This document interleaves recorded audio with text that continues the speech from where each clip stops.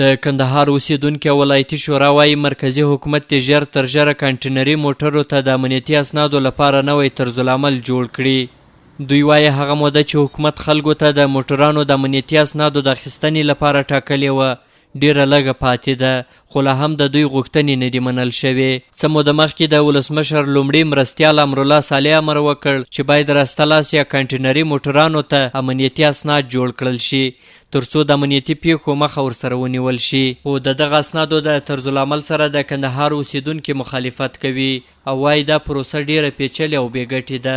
د کندهار د ولایتي شورا رئیس سید جان خکریزوال وایي دوی دغه موضوع د مرکز کابل سره شریکه کړي او مرکزي ادارې ژمنه ورسره کړې چې په دې برخه کې به د خلکو غوښتنو او ستونزو ته پام کوي.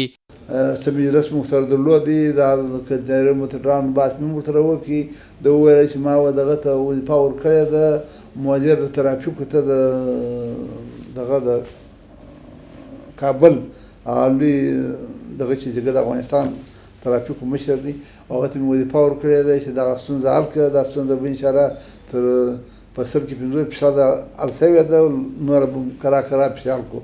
په کندهار کې د موټر پلورنځیو د ټولنې رئیس تاج محمد سردار بیا وایي مرکزي حکومت تر اوسه د دوی غوښتنو ته مثبت ځواب نه دی ویلی. نوموړی وایي موټرانو ته د اسنادو جوړولو وخت باید له 3 میاشتو څخه تر 1 کاله وغځېږي او باید دغه موټران په ټول افغانستان کې د تګ راتګ اجازه ولري. موږ مخالفت نه کوو، موږ همکار یو، مګر خو یو څه ماجې لرو. هغه ماجې ورته ذکر کړي دي چې هغه دغه پروسه بیخي لږ ده چې 3 میاشتې کې تقریبا 1 میاشت یا 20 ورځې وخت پاته دی. هغه موږ 1 کال غوښتنه کړې ده چې دا پروسه باید 1 کال ته وځنډول شي. او بل دغسې چې دغه موټران د خلکو غوښتنه دغه ده چې دا موټران باید یوه ولایت څخه بل ولایت انتقال شي. درېیمه غوښتنه دغه ده چې پر بایومتریک تذکره باندې که چا نه درلوده باید پر کاغذي تذکره باندې وشي. او څلورمه غوښتنه دغه ده چې د جې خرید و فروش باید اعلان.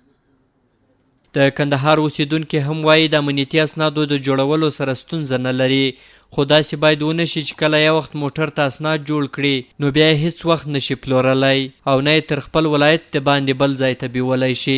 دوی وایي دغه امنیتي اسناد دې د 5 کالو لپاره شي او موټر هم باید په ټول افغانستان کې د تګ راتګ اجازه ولري. هغه کسان چې هغه یو موټر لري او هغه د خپل کور د اولادونو لپاره روزي پیدا کوي نو هغه چې یو میاشت بیکاره چې هغه کله وکولی شي. که دغه اسناد د 5 کال لپاره شوی خو ډېر ښه و، ځکه ډېر وخت 5 کال لپاره ډېر ښه، ځکه د دې چې به دغه موټران څه اعتبار پیدا کړي، بل دا چې خلک په دې تشویق شي تر څو د خپل موټرانو لپاره جواز واخلي. د کندهار د ترافیکو مدیر سمونوال عبدالحمید بیا وایي دوی د خلکو غوښتنې د مرکزي حکومت سره شریکه کړي او هیله لري چې مثبت ځواب ترلاسه کړي. نوموړی وایي اوس هم خلک امنیتي اسناد ترلاسه کوي چې له جملې څخه یې 108 کسانو امنیتي کارتونه هم ترلاسه کړي دي. له کله راهیسې چې موټرانو ته د امنیتي اسنادو د جوړولو اعلان شوی ورسره په کندهار کې د موټرانو کاروبار ډیر لویدلی چې خلک یې د اقتصاد لپاره لویه ضربه بولي.